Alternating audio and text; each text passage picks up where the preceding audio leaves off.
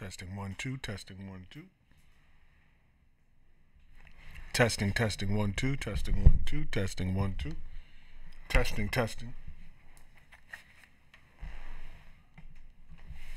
Testing 1 2. Testing 1 2. See what comes. You can unplug one of those mics. Alright, I'm really good. You want me to speak on one just to get a little. No, we good. I just one we gonna unplug because this is gonna be you and Doug. You might as well take mic 4. Which one is my four? It's this. Well, it don't matter. It's spot up in there. Yeah, this one right here. Take that. So it'd be 1 2 3. It's easier when it's 1 2. I know. Yeah. If Doug come next week, I'll just sit back. I'll just let my man do mine. He can just be. I'll be here though. Nah, I can get another mic. Yeah, I mean, then where am I sit? I don't think three of us can't sit down here, can we? Yeah, because I get 4 there. I can get another mic.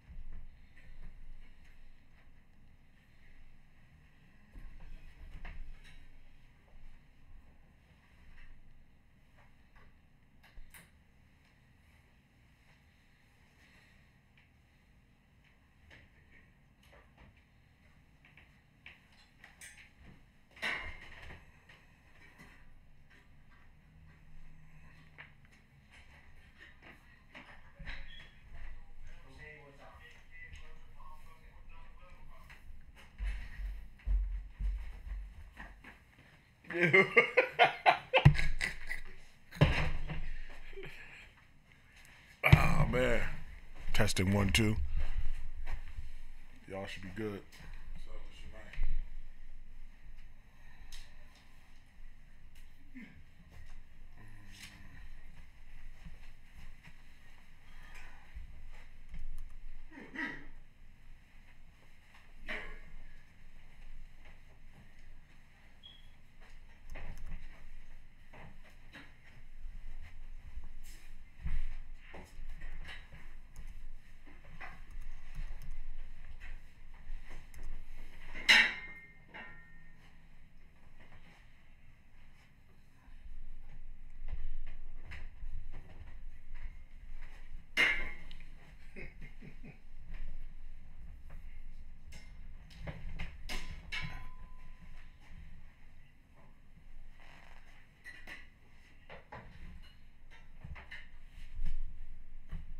Give me a mic check, dude.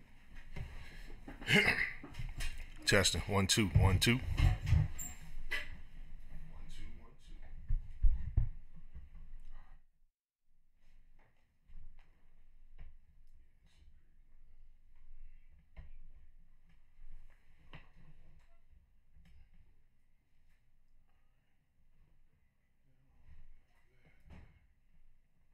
Almost ready to go.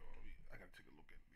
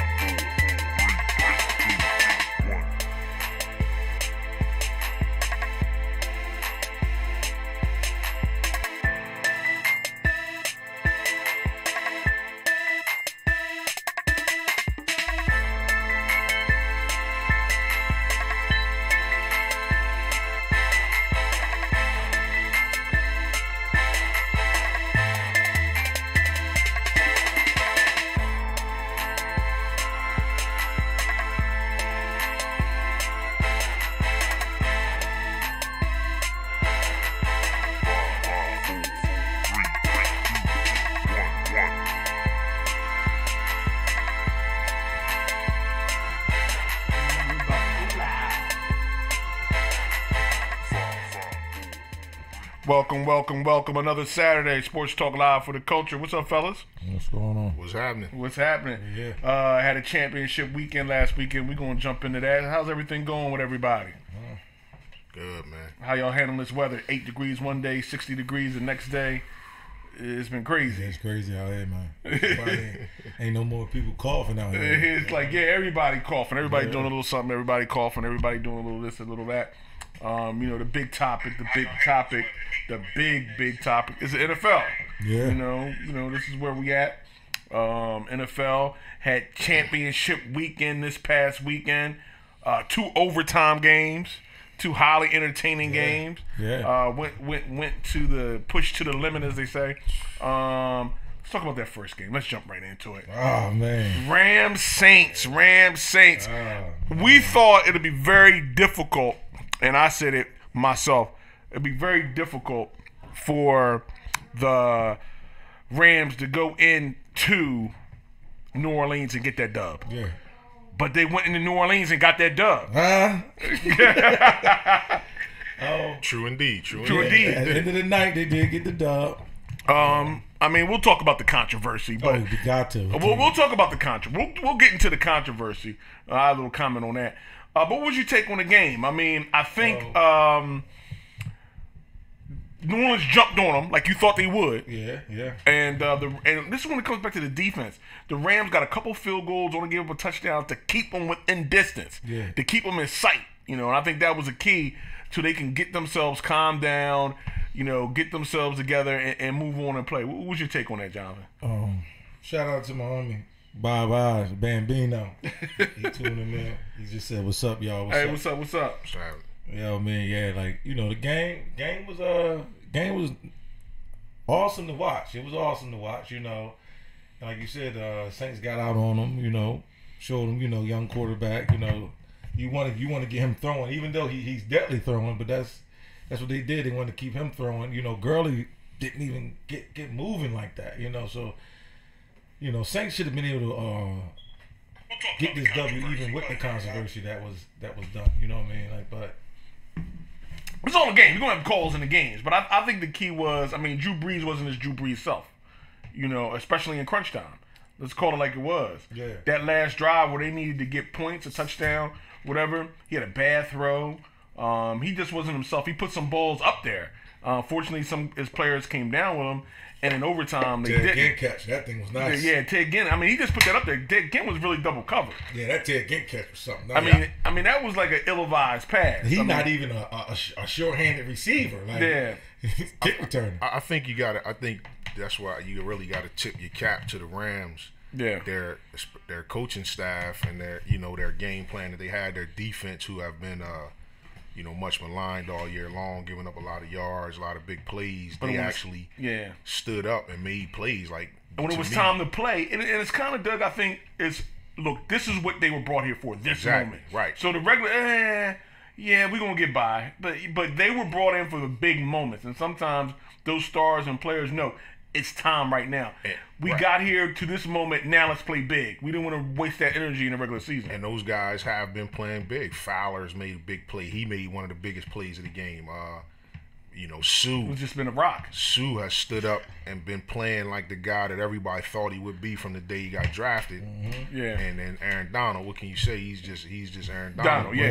These guys have been making plays, to lead. I don't much care for Marcus Peter. I think he's more mouth than anything. But these guys, man, you gotta, like you said, the Saints got out on them. They held them to field goals that kept them in sight, and the offense was struggling. Yeah, they could barely call a play. Yeah, and somehow, some way, Sean McVay, he got them together. He calmed them down. That's a testament to him and the type of coach that he is. That he got them together, and he they were able to find something that worked for them as far as calling their plays, and they got back in the game. And it was unfortunate that call at the end, it kind of tainted what was a great game. Yeah, but we'll get into the call, and and that goes by because look, everybody old enough knows Mike Renfro was in, dealing with the Steelers back in the day. That is the prerequisite for instant replay. That play right there in the playoffs championship game. But how do you think Sean Payton handled that. See, I thought Sean Payton, okay, you get upset. Okay, you can't harp on it. At one point, you got to grab your team together and say, look, they trying to railroad us, defense, get us, refocus in. Right. You know what I mean? I think he just went off and like, look, it's over. It's a bad call. You're going to get terrible calls. I mean, that was a call that kept you from going to the championship. Yeah. I understand the pressure on it, but you got to be able to refocus yourself and get your team together. But to me, you think about it, right? It's hard to do. I mean, we think about the classic blunders in sports throughout history. Yeah. We remember them because the teams lost after that. Regardless of the score, the situation, whatever. We remember classic plays, bad calls, missed calls because the team that was the recipient of the beneficiary of the bad call, whatever. Right. They typically won the game. I mean, we could go back to what was it? The Immaculate Reception that they said hit the ground, the Holy Roller, Casper. Rules got changed, and typically, I mean, it just happens. Like you say, we talked Buckner a few weeks ago. Between his legs. They still had a chance to play the next game and win. But it's like hard to recover from. San Fran and the Saints, they caught us on the call. It's hard to recover from a championship. We had it won, just this one. Yeah. It's hard to get that out of your mind. Mm-hmm. We are the champs. We are literally the champs. Yeah. You know what I'm saying? We've won. We are there. It's hard to get that out of your mind at that moment and try to. We like you said, we've seen guys try to do it in baseball the next game and they couldn't do it. Right. Just a little clarification on the Immaculate Reception. The rule back then was if the ball hit an offensive player first, then you couldn't tip it and catch it and keep on going. So it wasn't necessarily if the ball hit the ground. If it hit Frenchy Fuqua first and not Tatum, then it's dead. You couldn't have the jump up tip. That was the rule back in the day. But I think it's tougher. I think it's tougher when it's a call or a penalty than a failure by a player.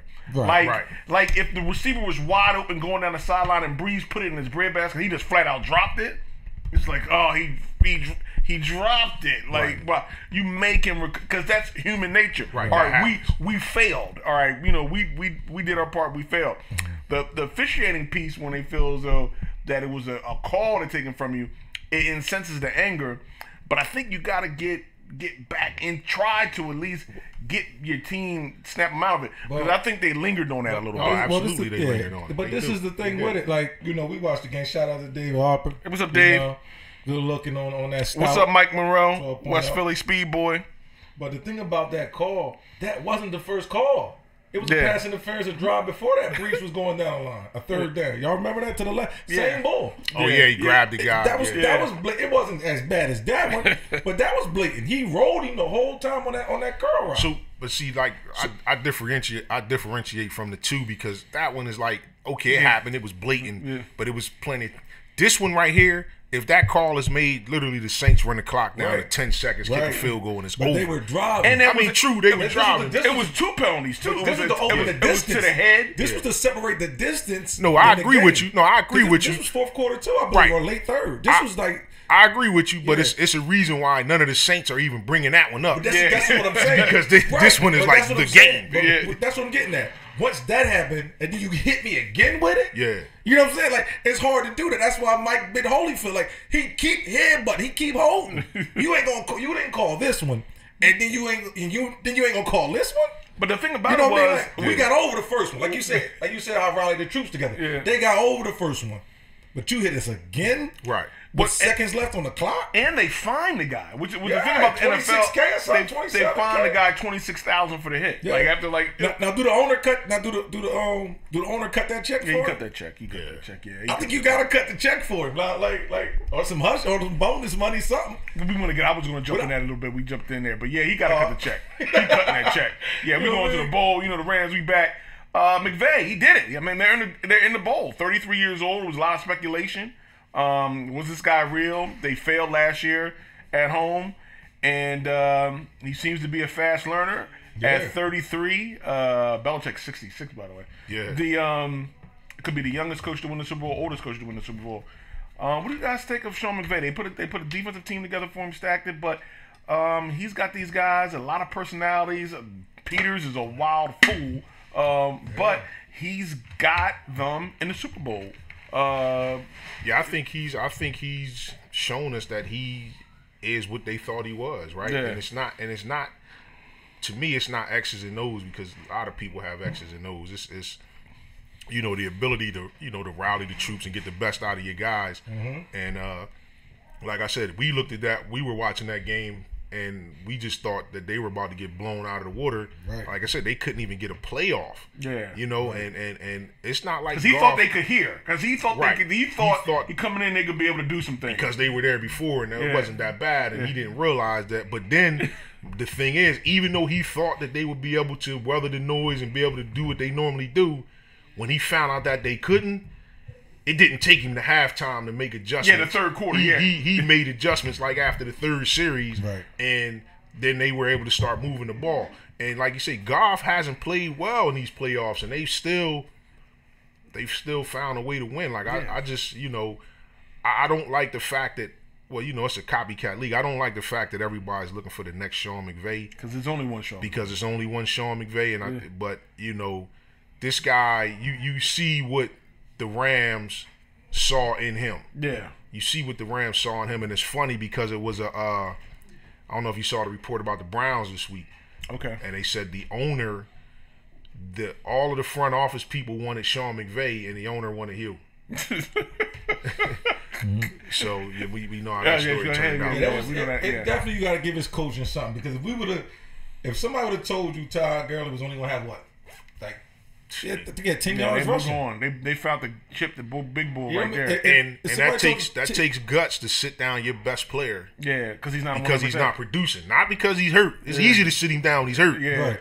He's Todd Gurley to a man said, "I'm not hurt." Yeah, and he even said, "I stunk." Right. So the coach, he went with the high hand, and that takes some guts. This guy's seasoned pro guys that won't do that. That are afraid to do that. What's up, Duke? Check it in. Holding it down. Duke, we holding it down. Yeah, Duke out there, birthday party. He had a birthday party. What's up, Duke? Definitely. But yeah, you had mentioned Goff, and let's jump into him. And I think McVay has made it easier for Goff. He hasn't put everything on him. I mean, in the game against Dallas, he was about 50% in the last, a little over 50% passing completion, like 28 for 15. But the running in his schemes has the bootleg and getting him some throws. And Goff made some plays Sunday too. He did. He made some throws absolutely did. In that fourth quarter, rolling out. He got the ball in the hands of some people and threw some nice passes, threw some passes off balance. He made some plays on Sunday in the crunch time. I think I had put it out. Goff was balling. So he stepped up to the game too. Yeah. So I mean, definitely it's going to be interesting in the Super Bowl. We'll get into Super Bowl talk next week. Definitely, I wanted to break down these NFC Championship games, and definitely. And what I like about it is that this man right here, the defense. We were all concerned after they had played that 54-51 game with Kansas City. We were worried about what is the NFL coming to? Is it going to be a Big 12 conference? Whatever. But when you get down to the nitty-gritty postseason, it still comes about pounding that rock and playing defense. Yes. And you're going to have to, you make it bend but don't break. You may give up a couple field goals and a touchdown, but you're going to have a defensive presence on the field if you're going to compete and win. And the Rams showed that. They went to New Orleans, held it down, and they pretty much shut New Orleans down the rest of that game, really not giving them too much. They did, yes, they did. I mean, and that's the point. They got a call. They got a tremendous call. We all know that, but you got to be able to bounce back from the calls and stuff like that. So one of the things that's right here, that D in that fence is still going to be important if you're going to try to win something in this league. We all know offense. We all know quarterbacks. The quarterback gets the prom queen, all like that. But you still have to play some defense and to be able to host that trophy at some point. Absolutely. It may not be in the championship game, but during that playoff run at one time, you're going to have to be able to play a defensive game. Anything you think comes out of this officiating thing in the Saints? Anybody gonna lose their job? Anybody gonna get fired? Got to. Somebody got to do something. I think they got to start finding the officials. Like, I think they got to start finding them something. Like, you can't have a call like that. Yeah, I think this is me, just the cynical person that I am. I think that something's going to happen, not because of the game and the Saints getting hosed and those guys complaining and all of that stuff. I think it's going to happen because the bettors will start to lose faith in the process. Yeah. You know, so if this can happen blatantly, no call, you know, I just lost a ton of money, and nobody's going to say or do nothing. Yeah. So to me, that's what's going to spark the change is whether it's right or wrong, I think that's what's going to spark the change of that would happen in that game because, I mean, you know, lives were affected. If money talks, everything else runs the marathon. Yeah, they say everything is, they say, you know, sports are so fast and everything else. I mean, maybe they need a sideline ref with a TV. You know what I mean? Like, just to watch it. You know what I mean? They already go to New York. I mean, they need to go here. Like, people at home, like, vote as America. Was that pass interference? I can see them coming up with some sort of rule like the NBA has with, like, the last 2 minutes and stuff. You know, something like that. I don't see them. Because you didn't need a whole 10 minutes to review this. You can't. Well, but here's the part about instant replay, and it goes back to the LeBron block charge. You use instant replay for definitive answers. Was his foot on the line? Wasn't it on the line? Did the ball hit the ground or did it touch him? You usually don't get in the instant replay on a judgment call. Right. Like, was that pass interference? Was it not? Did he hold him or whatever? That's the tough part because you use instant replay to get a definitive answer.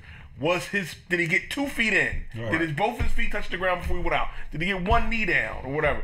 Then you're going to try to get in the instant replay to have a judgment call, which is going to be very difficult to do. Yeah, and that's why I think it'll just be they'll come up with something with the last 2 minutes because you can't replay every penalty throughout the entire game. This can't be what under the bridge. But you also can't allow a call of this magnitude in front of the world happen, and then it was crazy. We were sitting here like, okay, did anybody see that? And I think they'll word it. I think it'll be a little convoluted, like the catch rule was for years, right? Yeah. I think Tuck they'll rule came out right. So I think they'll say something like, so you know now you can actually challenge not the penalty, but you could challenge whether the ball was tipped or something. Yeah. So if it's a pass interference, you can't challenge the pass interference call, but you can challenge it.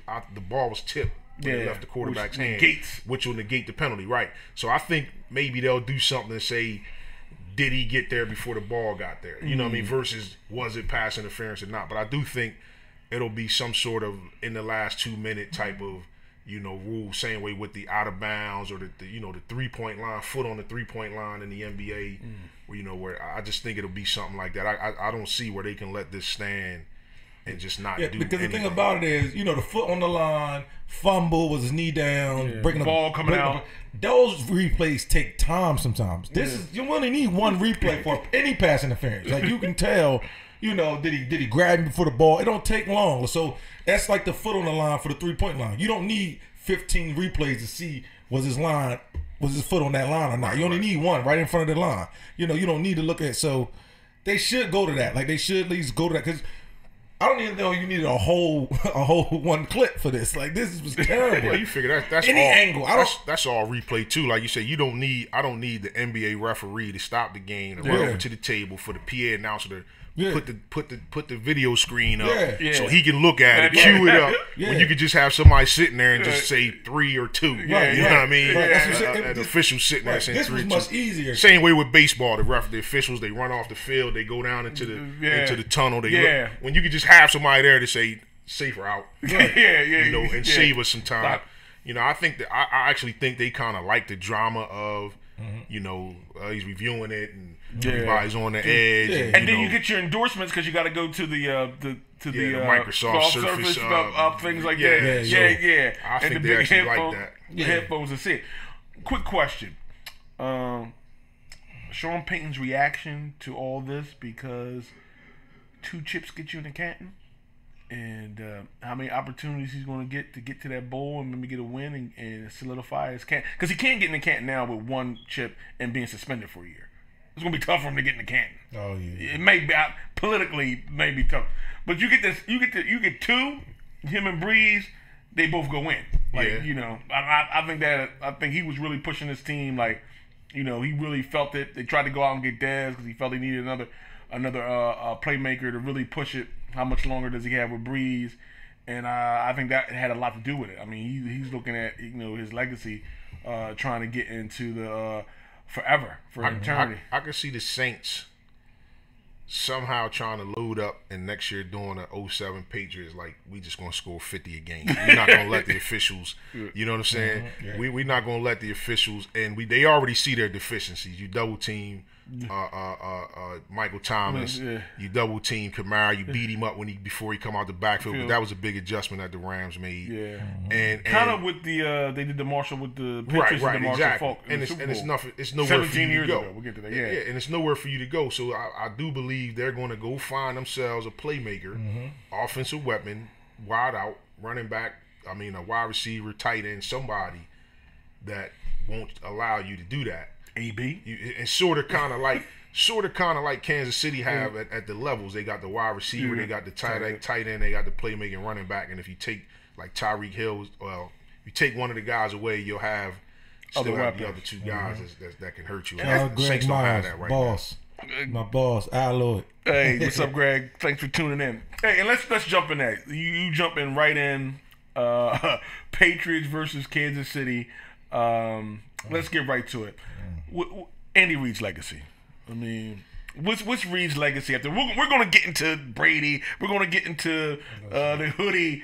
We got to talk about, I see you rocking the hoodie. The hoodie. It's a tribute. I got to it's 17 years. I got to. It's respect. I got to give respect where respect's due. So I'm rocking the hoodie today because I don't think they can do it. I don't think they can do it. To me, Andy Reid's legacy right now, man, is like similar to Marty Schottenheimer. Man. Like, I mean, because we're talking about one guy. I saw a thing where D4 played 94 snaps. He lined up in the neutral zone once, and it just so happened to be the play where they got the interception to clinch the ball game.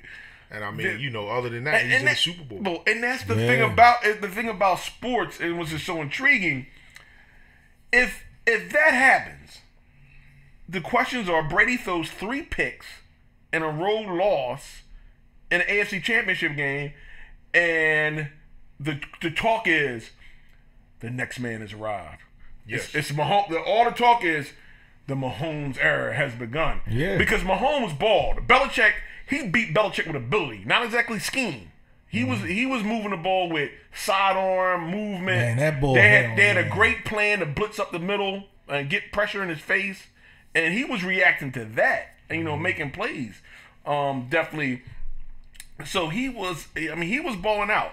I say one thing about Andy Reid's legacy, and it's like, I was thinking this watching that game after watching the first game, and how McVay made adjustments during the first half while they were in the midst of the storm, and it kind of, kept his team in the game. Even though they found some momentum, where Andy Reid, they could not solve the Patriots in the first half. No, they could not. Now they solved them in the second half. They found some things that worked, and they got back in the game. Mahomes made some plays, But in the first half, Mahomes made some plays. They didn't necessarily solve them. He just made some plays, right? So it was like that's another part of his legacy. Like I said, Sean McVay, Goff didn't have the greatest game. He came up with a different plan of attack, and it worked.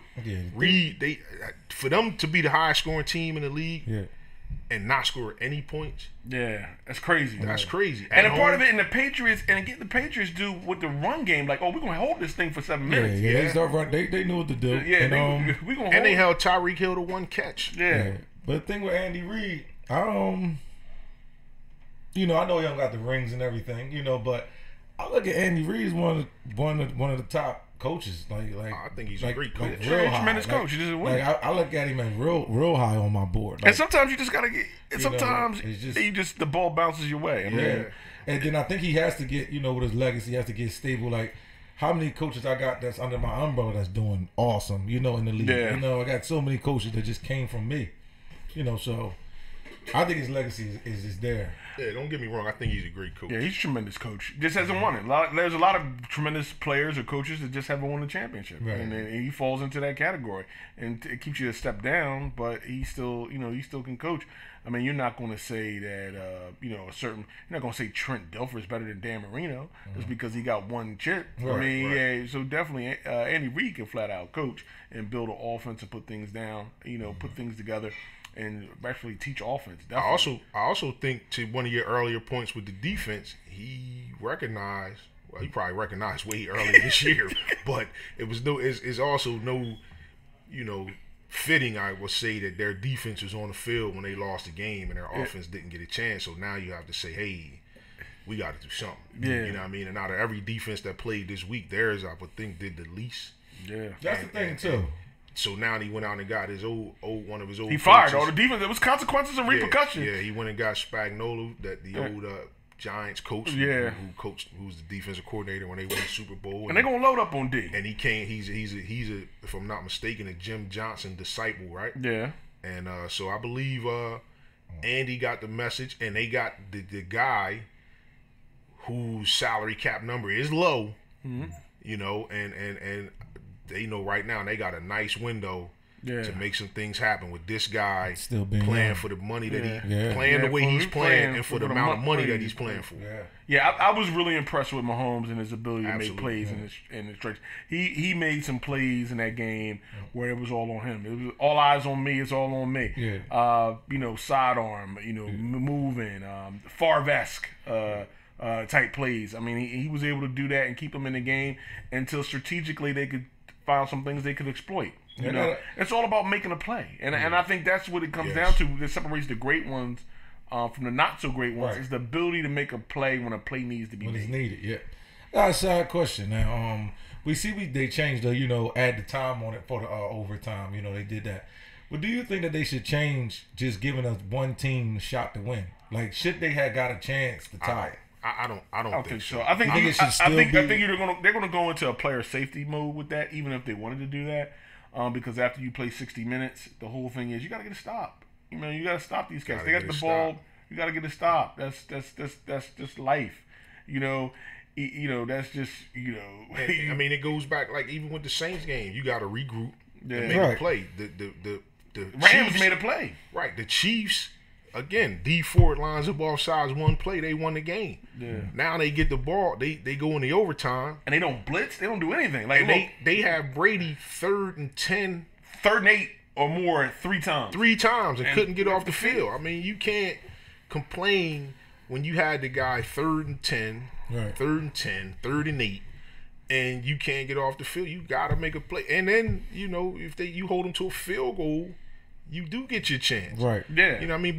But the fair part, everybody's saying fair, it's never fair. Yeah. You know what I'm saying? So Brady gets the ball in overtime. The team that gets the ball first in overtime, they go 3 and out. Now they punting the ball. You getting the ball, and all you need is a field goal to win at the 40-yard line. So how's that fair? I needed a touchdown to win. Now you only need a field goal to win. You know what I mean? And if I get a field goal, it stays alive. And you got a shorter field, to play on. So it's never going to be fair. It's never going to be fair. And it was a bunch of stats put out there that about this typically basically what you say is the college overtime rule where everybody gets a chance. Man, listen, this is the pros. This is pro football, man. Everybody doesn't get a chance, man. No, you gotta earn your chance. It's not getting a chance. You earn your chance. You play defense. You earn a chance. And that's how I have a conversation about that all the time. It's about anything you earn. Like, I want playing time. Nobody's gonna give you any playing time. You go out and practice and grab that playing time. They're like, wow, he just ran over 5 cats. Get him on the field on Sunday and Saturday. Yeah. He just hit three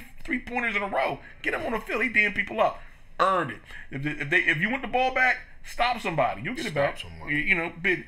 And let's move on to Belichick, which is crazy.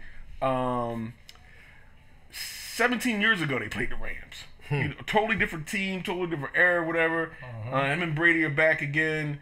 And I think in this salary cap era, where you can't keep players, the more difficult you make it, the best rise to the top. If it was an era where you could just load up, if it was an era where there was no salary cap, all right, we putting a $250 million team together this year. We ain't playing. We gonna have D-backs, pass rushers, everybody. But now when it's this difficult, it takes great coaching, a great organizer to pick the pieces that you need to win. And Belichick he's got to be his GOAT status. Just Yeah, he has even with Spygate, even with Tapeman and all that stuff. I mean, they're like so far removed from that and still winning that. Come on, man. Yeah. Come on. You don't even want to get into that conversation. Like, it's disrespectful now. Like, they are so far removed from that. Yeah. And still winning. We think. in my opinion, we think they still, but I'm not sure. I hope they're not filming again. But but nah, people joke like that. I don't think they're filming. I'm only joking. It's just remarkable, man. And I gotta say, man, we do this week in and week out, and a few weeks back we kind of took some shine off of their, the luster of the Patriots with the division and all that stuff. And I just saw some stats this week that just smacks of that's totally inaccurate because it says since 2001, when the time we're talking about, the Patriots have the highest winning percentage of any team in the league against first place teams in the league. They have the highest winning percentage against teams that make the playoffs that same year. They have the highest winning percentage against division winners.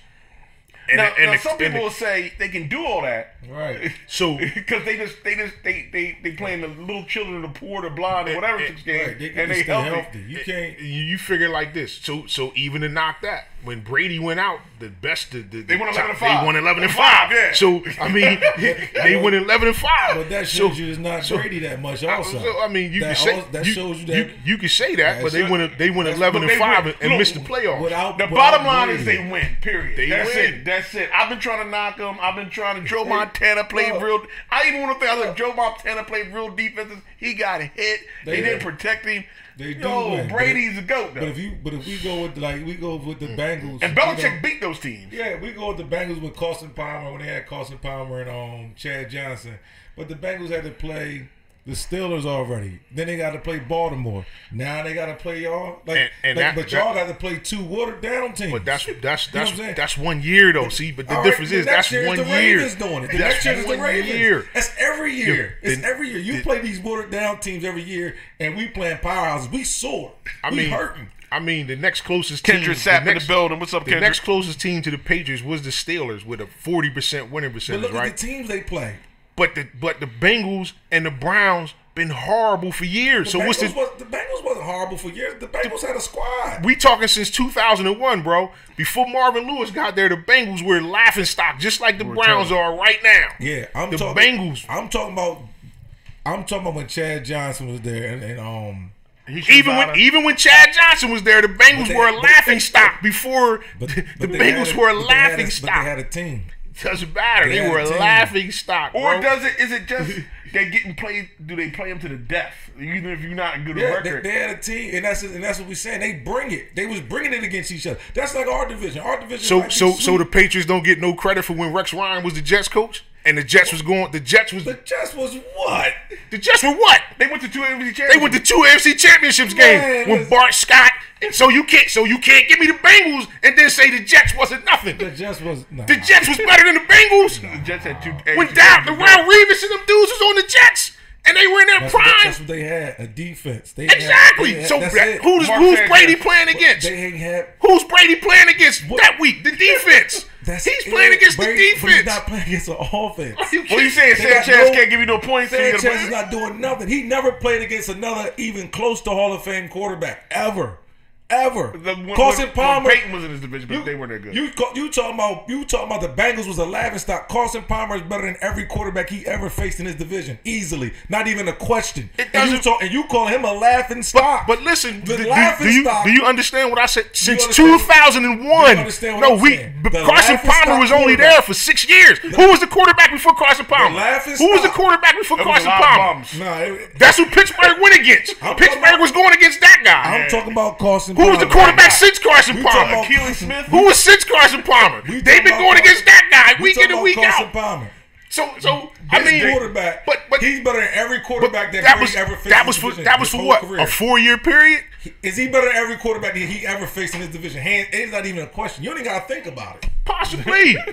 But Carson Palmer, quarterback he ever faced. Carson Palmer, the best quarterback he ever faced in his division. The quarterback you just named that has more interceptions than touchdowns. Who you just named? Who did I just name?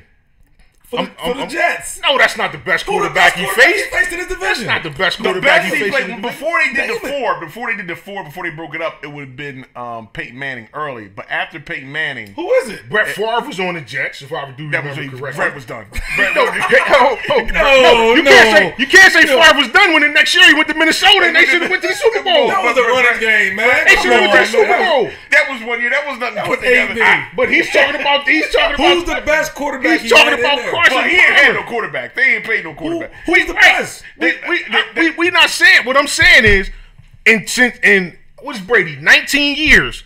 In 19 years, 18 years, he ain't faced no quarterback. It's been no different than Pittsburgh. So you telling me? Wait a second. So you time out. So you telling me that Trent Dilfer, Anthony Johnson, who else are these guys that Baltimore ran out there? These guys are on the pantheon of quarterbacks. You telling me John Kitna, Andy Dalton? How many guys Cleveland had over the year? You telling me that's on the pantheon of quarterbacks? No. The Steelers are suspect. No, it's not. It is not. But Brady has won more than Pittsburgh. And then that's just one division. Of course. That's just one division. Of course. That's just one division. Let's go to the AFC South. Peyton Manning. Who did he face?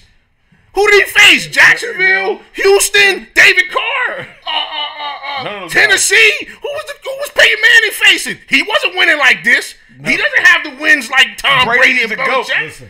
Listen. So how you gonna knock Brady? He got Brady. What they do? He had Brady is the GOAT. I gotta knock. He had Tony Dungy. He had Peyton Manning. He had Reggie Wayne, Marvin Harrison, Ezra and James, and they were playing David Carr and I don't even know who was Tennessee's quarterback. Well, the league broke them up on purpose so they could play each other in the postseason. They took them out of the same division. How can't you knock Brady when a third string quarterback go 11-5? How can't you knock Brady? Like, how can't you do that? I'm lost on that. A third string quarterback took his same team and went 11-5 with the same players. Do you know who? Wait a second. Do you know who was on that team when they went 11-5? I'm about to tell you. That year when they went 11-5, that was probably the most talented offensive roster the Patriots had since Brady been there. How can't you? So when Brady was there with that same roster, what did they go? Yeah, Super Bowl. When Brady was there with that same roster the year before he got hurt, what did Brady do with that roster? No, not the Super Bowl. What did he do with that roster? What did he do with that roster? Did they not go 18-1? Lost in the chip. Oh, the miraculous play with a helmet catch? Did they not go 18-1 and the guy made a miraculous catch on his helmet to keep him from going 19-0? Was they not scoring? Wait a second. Was they not scoring 50 a game when Brady had that same roster? Lost in the chip to 8-18. They brought in Matt Castle, who had Randy Moss, who had Welker, the same team that Brady took 18-0 and scored 50 a game with. He went 11-5 and they missed the playoffs. Missed the playoffs. They missed the playoffs. When does that happen? They missed the playoffs. Cleveland, everybody when LeBron leaves, they don't make nothing. Well, wait, time out. You want to ask me when it happened? I'll tell you when it happened. I'll tell you when it happened. When Dak Prescott got the starting nine for the Cowboys, what was he, Sunni? The third string rookie, 4th round draft pick quarterback. And what did they go? They went 13-3. 13-3. So it happens. So how you gonna knock Brady? I think it's looking like you just don't like Brady, bro. It's looking like you just don't like Brady, bro. Dak is a starting quarterback and has been a starting quarterback. He was a rookie 4th round draft pick. What did Jared Goff, who was the number 1 pick in the draft, go that year? What did Jared Goff do that year? Starting quarterback. No, he was not. No, he wasn't. No, he wasn't. Look, for me, it's the longevity and the excellence that he played with. They didn't draft. Puts Brady as the GOAT. They didn't draft Dak Prescott. Everything you take in consideration, you need some breaks. You need a division. When the Steelers did their thing in the 70s, the division was terrible. They was winning before they got Brady. Who was? They was winning before they got Brady, and they gonna win after Brady. Well, it's not Brady. Brady's not the key. Well, Brady's the key now. But when Brady got there, when Brady got there, they were a defensive team. The team is totally Belichick. You don't remember Bledsoe now? Yeah, I remember Bledsoe. And Bledsoe came in for that play against the AFC and finished the Steelers game. But now, when you're 41, you played this long. And the thing about Brady is, even with that game, he could have 3 interceptions. When it was money time and he had to convert on 3rd down, he converted. He threw darts. It's the competitive stamina that he has. Nobody see. This is what I don't like when you do debates. You gotta when you against the person, you gotta make them. You gotta talk almost like he's trash. I'm not taking nothing from Brady. Yeah, he is great, but I'm just saying you can't just go and say this man and just look at numbers and say this man is great. You know what? It's not Sunni, him. You know what it is? I figured it out. I figured it out. He's a 49ers fan. He's a 49ers fan. He's Joe Montana. Joe Montana. He don't want it knocked down. Joe Montana. Man. He more That's Steve what it Young. is. Who, if I do remember correctly, when Steve Bono came in, the 49ers kept winning. I'm just saying. It happens. Okay. It happens. Listen, it happens, man. He's not the key, though. The key is, look, they get rid of people. They make no-name people good. They get rid of people. They build people up. People, the stars, they get rid of them. So Belichick's out there throwing the ball to these known Chris Hogan and these other guys. It's the system and it's the division. They're going to win. Until those other teams find it and want to win, they're going to keep winning. So you do know for a time the NFC East was worse than the AFC East. When the Eagles was going through their run, I said how great Andy Reid is. When the Eagles were going through their run, you do know that like nobody in the NFC East was good. Listen, but they was still playing them, like we said. They still was playing. Y'all still was playing them to the death. So Miami beats New England once a year. Listen, the Redskins were still playing them to the death. Miami beats New England once a year. The Giants were still playing them to the death. Miami beats New England once a year. I'm just telling you, every year they still playing them to the. It's no washout games. We'll have a Brady goat show. We need to have that. Everybody bring the statistics. Yeah, we need to bring the statistics. We need to bring the statistics. Right now, he goat right. I got him goat right now. I got him right there. I don't. Also, I don't like. We got to make somebody. So like they mud. I'll say one last thing about Brady. Since they finish first every year, you do know they play a first place schedule every year. You do know you play the schedule where you finish every year. So that means besides the 6 games that they play in their besides the 6 games out of 16 that they play in their conference, the other games they're playing first place teams. In both conferences. You do know that, right? They're playing the same teams. They got 6. That's only 6 games. It's one game. They playing the same teams that their other teams are playing. No, they're not. No, they're not. No, they're not. No, they're not. Dallas has not played the first place teams from the other divisions this year because they finished 2nd or 3rd, whatever it was last year. They didn't play outside of the NFC East. They didn't play the top teams. New England's been playing. You ever notice they play Pittsburgh every year because Pittsburgh wins, New England wins. They play Indianapolis every year because they were first and New England was first. Every single year, that's how it works. Whoever's first plays the other first place teams in the conference every year, and they've been playing them all every year since 2001. I'm not taking nothing from Brady. We'll be back. Let's move. James White, underrated. I think James White is maybe one of the underrated weapons in the league right now. Listen, absolutely. I had him on the fantasy. I loved him. James White just makes catches, key 3rd down runs, draws out of the backfield. It's surprising to you guys that more teams don't have a James White that they're using on a consistent basis. Well, they're trying. It's just not working. They just don't have. A lot of these coaches they think he's fast, he can do it, but that's not everything. Like you gotta have that ability to read defenses. You gotta have it all. Block. And you gotta listen to your coach. It ain't no player on that team that's not gonna listen to that coach. Like that's just not gonna happen. And you gotta have a quarterback that understands that I'm gonna throw this ball to this guy and let him get 7. I'm gonna throw instead of holding it, and possibly getting sacked, fumble, costing us a 2nd and 12, and throwing it to him. I'm gonna get it out of my hands in 2 seconds. And I'm throwing it to him 2 yards ahead of him instead of right at him, and he gotta wait to catch it. It's a big difference. I'm going out for a little fly route on the side. I'm going out to the sideline. You throwing it to me where I gotta stop and catch it, or you throwing it to me in stride. Brady had some all throws in that championship game yesterday. But he had a nice White made some nice grabs and he had some nice throws in that. The other thing I want to jump into. The New England offensive line has been underrated this year too because Brady hasn't really been touched in these playoffs, these postseason. They need some good blocking. I mean, I think a lot of people was quiet. It'll be interesting to see in the Super Bowl when we get into the Super Bowl breakdown next week. Tune in live. We'll see how everything matches up. I think the New England offensive line is really underrated. Also, I want to jump into some other topics that jump into the NFL. Cam Newton. Shoulder surgery. Cam? Well, we could tell that he couldn't throw the ball towards the end of the year. He couldn't throw the ball down the field at all. To put the other throw in on one game. They took him out. Yeah, for the Hail Mary. Yeah, because his arm couldn't get it. Do you sit him down for a year?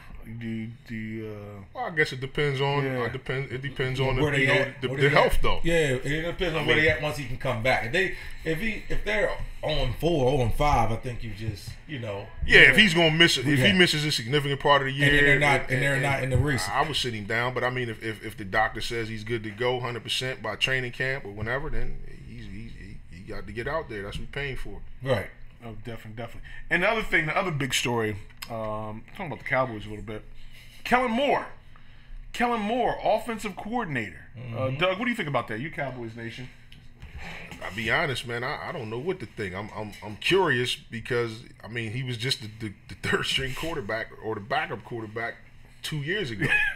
Right? Is he the new McVay? Like, I personally don't like those. Yeah, he's the new this guy. You know what I mean? But stuff has been linking out like, well, the touchdown plays he designed. Yeah, like, so everything that I'm reading is saying that I'm interested. So I guess we knew what we had with Linehan, and I was ready to move on. Yeah, it's time to move on.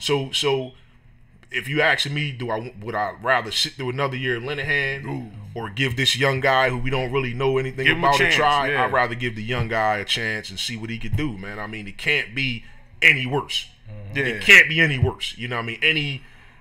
It can't be any less or any more dysfunctional, if I'm saying it correctly. I mean, it just didn't seem like the offense ever really meshed when it came to the running game and the passing game and everything intertwined. He's either like you got power run or we got a spread 5. Yeah, it just didn't mesh right. So I'm interested. Can he overstick Garrett? I would like somebody to come in and say, look, Garrett, we're going to tweak this offense, and we're going to have the offense looking like they're passing out of that formation and they run out of that formation the same amount of time. I mean, that's everybody's looking for the next Sean McVay. I would be looking for a guy that just has that in his bag. You know what I mean? This is what you do. You know what I mean? I'm going to I'm gonna line up and run the ball out of this formation, and then I'm gonna line up and run this pass out of this formation, and we're gonna run the same run out of that formation and the same. You know what I mean? I'm just looking for that guy, just for that. You know what I mean? Not necessarily to. I don't need a name. I just need some continuity, man. And I'm hoping that with him being at the Boise State, and they ran sort of a kind of different, type of offense, and he's not that far removed from college, that he brings some of that, that disguise, some of that, You gotta execute. You gotta execute. I mean, you gotta execute. You gotta hit players, and you gotta. And Dak seems to like him, so that's always a plus when your quarterback and your offensive coordinator. And bringing Kitna in as a quarterback, he's been there. He's seen. He's somebody who's seen everything. Yeah, so I mean, like I said, man, I'm optimistic. Say that. I say that. More drama in the city of Philadelphia. Article came out trashing Wentz. It's like everybody going at Wentz's neck now. Yeah. Like I don't really see it. He's not a good. From what I've heard, he's a good dude. Like whatever. So it looks more like they got to move on from Foles, because as long as Foles is here. There's no way you can settle back with Wentz. You know what I mean? No way. If you keep Foles there, you gotta get rid of that. You gotta get rid of Wentz, and they're sold on him, and so I think it's gonna be a bad decision for them to get rid of Foles. You know what I mean? Like, how do you get rid of a quarterback who's doing it? I mean, I know he's not doing it in the style and the flash that you might want, that you see that Wentz can do it, but. Everybody is he a 16 season guy or is he a reliever? I mean, we stamping him saying he can't do this and he can't do that. Like, that's the problem. We're stamping Foles saying Foles can only play this and he can't do that. But he was doing it before he left Philly. In the right system, he can do it. Like he was doing it. It shows that he can do it. I think he has to go because the money's too great for him to leave all that money. The money's also too great. He has to go. I don't think if I'm the Eagles, I'll get rid of him kind of for the Wentz situation, because when this came out, you saw how many of their teammates came to Wentz's defense publicly. Yeah, Wentz is a good dude. I know personally he reached out to a friend of mine's son, who eventually passed, was sick in the hospital, a big Eagle fan, young kid. He FaceTime with him and everything. Wentz is stand-up, good dude. Yeah, I like Carson Wentz. I like him, man. And I think just to see, I'm a Cowboys fan, but to see like his other teammates step up and really like publicly not just come to his defense, but like defend him like this is some BS. You know what I mean? And then publicly call out to whoever it is, you need to show yourself. You know what I mean? Right. I'm definitely against anonymous source people. If you got something to say it. Right, man up. Be a man and say it. Yeah. You know what I mean? Or you should have said it to him. Yeah. You know, and to go, I think that's a coward's way to just go and, anonymously say something to a reporter or whatever. Behind the back. Like I said, man, I like Carson Wentz, man. I haven't seen him do anything to say to me that, hey, this guy is just a me guy or a selfish guy. Granted, we're not inside the clubhouse, but for so many guys to come out to the contrary of that report, you would have to believe that was like a one-off. Or, maybe that's just this one guy's one encounter, two encounters with Carson Wentz or something like that. But I don't believe that one for a minute. Having some wings here, baby. I'm starving. Yeah. John, you got that hop slam? Like, you want an order? Yeah. You can grab me a hop slam. But yeah, I was definitely think that team, just from the money aspect, and that's the difference about this era. You're not gonna have Joe Montana and Steve Young. You're not gonna have two great quarterbacks on the team. One waiting for his time with the salary cap and money and all the implications of that. Stallback and Danny White. You know what I mean? Something like that. It kind of sucks, but it's the business. It is. It's a business. It is, and people want and it's still a business. And if I think the article was just hyped up some stuff. Somebody's writing something about it. I really can't see that. The Eagles won a championship and they played too unified for it to have that kind of distractions. And they actually played unified again this year. I mean, if Wentz can't move though, I don't know. It's gonna. I think it's going to be bad. I don't feel as though Wentz is going to be what the Eagles is suspecting. Everybody can have a season. Like, this is football. RG3 had a lights out season. You know what I mean? And they're still going off of that. And once we seen RG3 get that injury, he never was the same. True. You know what I mean? Like, and they're saying he's going to wear a brace on his leg, a little brace on his knee. Mm-hmm. I'm like, that's going to do something. They're like, nah, Brady has one. I said, yeah, but Brady doesn't move. Yeah, he doesn't run like that. Brady doesn't move. So that's going to be big to me. Like if he can't move, I think it's going to be bad for Philly once they get rid of Foles. I think if Carson Wentz is the guy, right? Mm-hmm. You'll see that come this season. Mm-hmm. You'll see that. You'll see he's going to respond. Right. If he's that guy, he's that real team guy, like we think he is. He's sitting there and he's looking at what makes Nick Foles successful. What is Nick Foles doing that I'm not doing in my game? That's making him.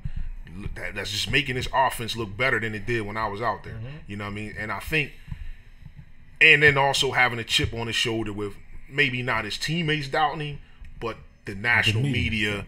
American fans, everybody doubting him. Saying that they should keep Foles over him. And I just think that this guy is going to come out next year and kind of play lights out, man. And that's the thing. That's the thing that I think Brady has that a lot of people don't give him credit. That chip, you know what I mean? And he might not say anything. Mm-hmm. He'll get on the interview and he'll say the right things. Mm-hmm. But you'll see the way he plays, and they said this. I mean, I've seen 2 posts this year about how they just now they thought we was done. You know what I mean? They thought I was done. They said I couldn't do it. And here's a guy that's been doing it for darn near 20 years, still hearing the voices. Well, telling me what he can't do. So I think everybody was talking about getting rid of him and keeping quarterback that went to San Fran. And I think Carson Wentz, if he's that guy, he'll have an opportunity, especially this year. Now, I mean, he's injured, but he it's not as severe supposedly as the knee injury last year. Right. So he'll have a chance to work on his game and like look at things and incorporate some things. And I just think, man, I think the sky's the limit for this guy if he can stay healthy. Right. That's always for anybody. And everybody's sold on that. I really don't know, man. I really don't see it. And me personally, I don't think he's gonna that season, I don't think he's going to get back to playing that good. I think, like we said, it was a shocker. We didn't know what to expect from him. We didn't know that he could move like this.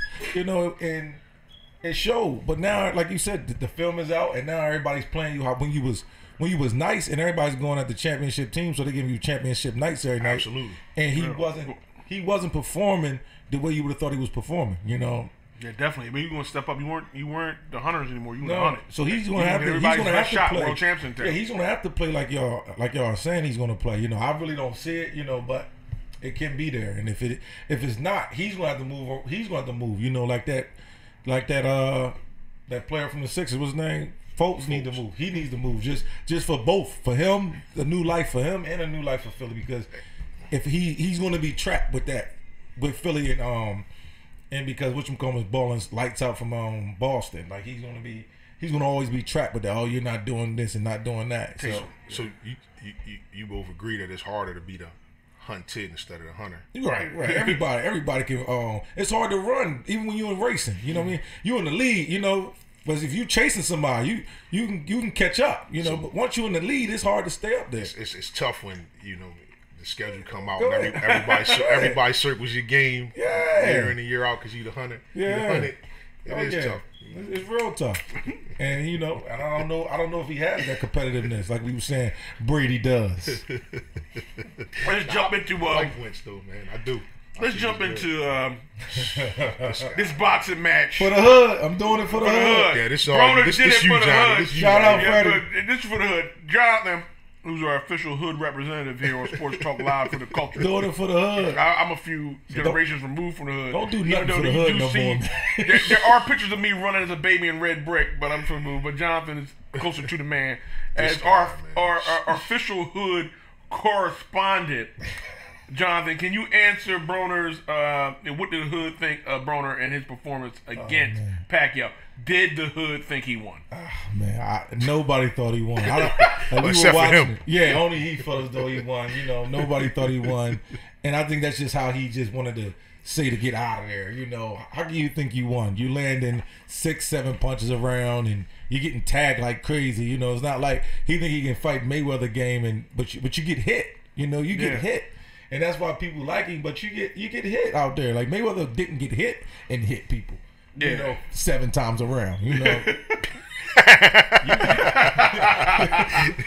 landed 7 punches and he get hit. Man, he landed 7 punches. He getting hit 20 times. Like, this fight came on so late. I was dozing off and on. I'll be honest. I dozed. Woke up and I just seen Pacquiao pummeling him in the corner. I'm like, Pacquiao looks good, and like I said from his last fight, he looked grounded. Him and Floyd gonna try to do it again. I don't know if Floyd wanted to do this thing. Because Floyd looked at a mess his last fight, and even though it was a showcase, it was a showcase for everybody with that McGregor fight. I ain't talking about that China thing or whatever he was from.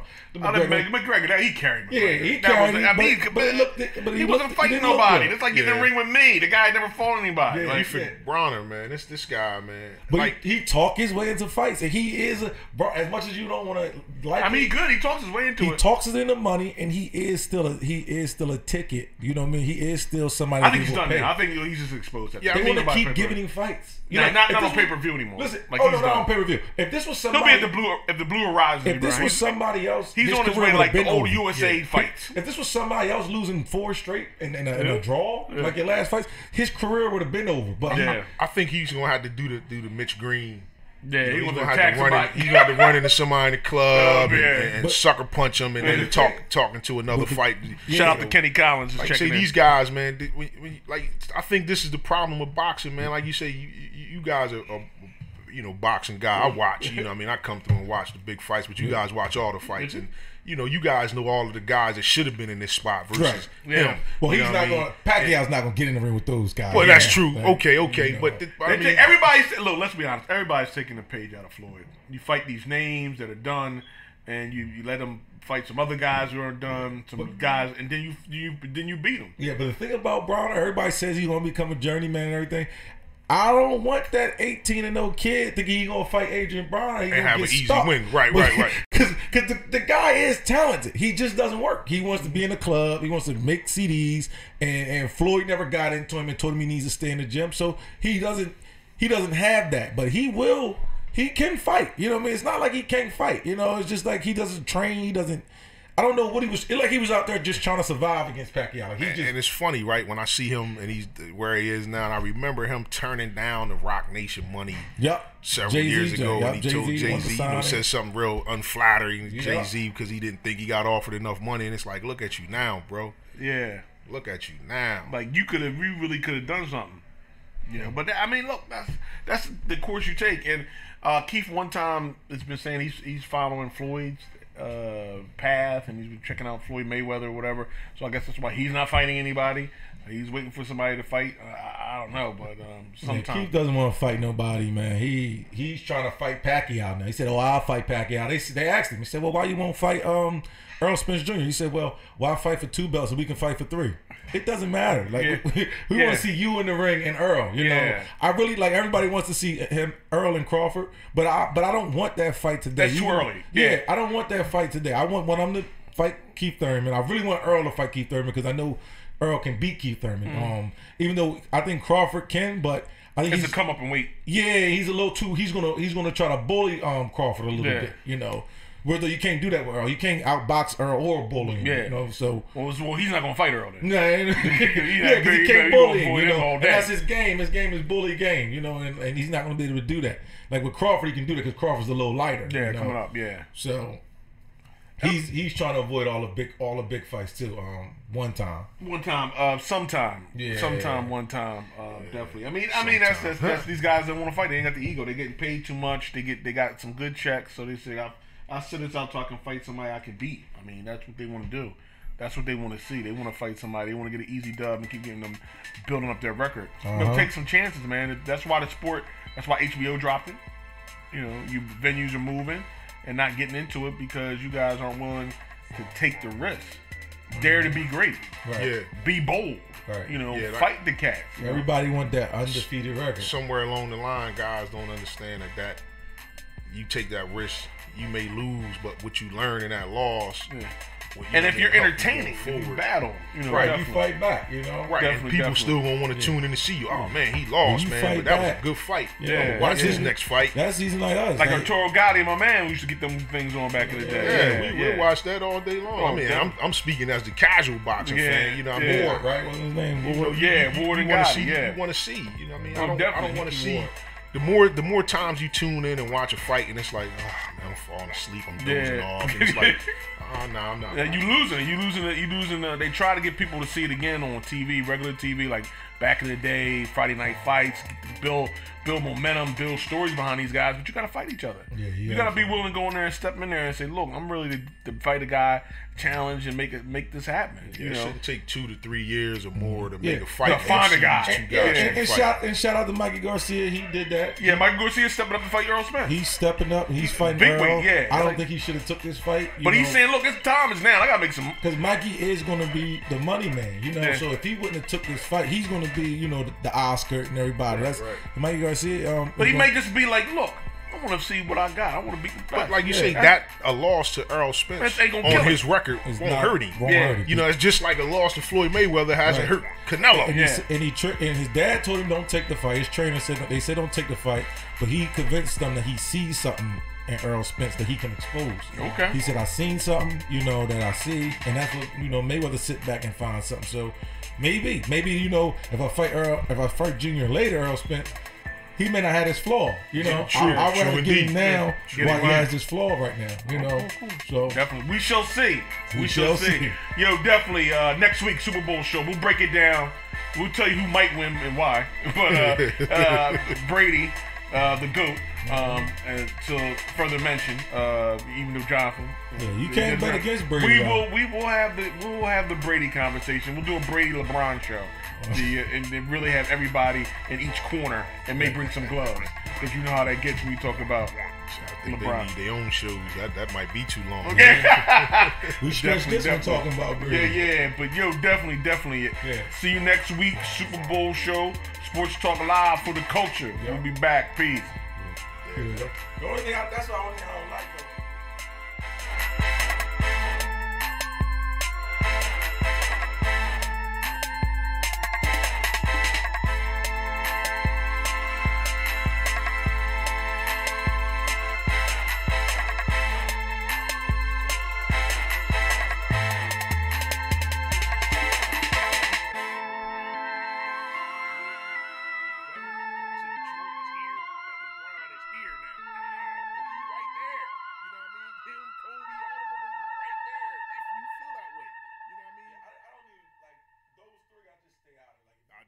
Kobe's better, you think LeBron's better, you think Jordan's better. Yeah.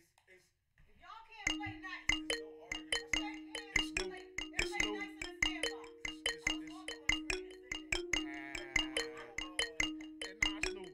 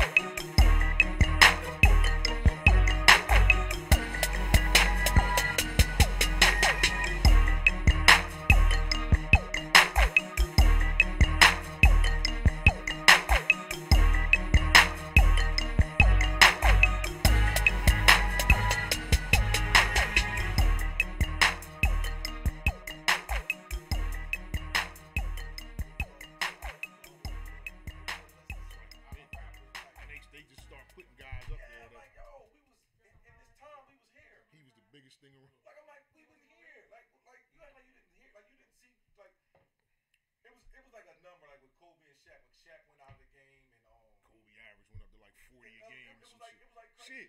Even in the finals when they was winning, Kobe was averaging like 30 something. They both was averaging like 30 something. And how would you say without Shaq he wouldn't have did this? And when you go look at the scoring leaders, you see Kobe and Shaq and Iverson.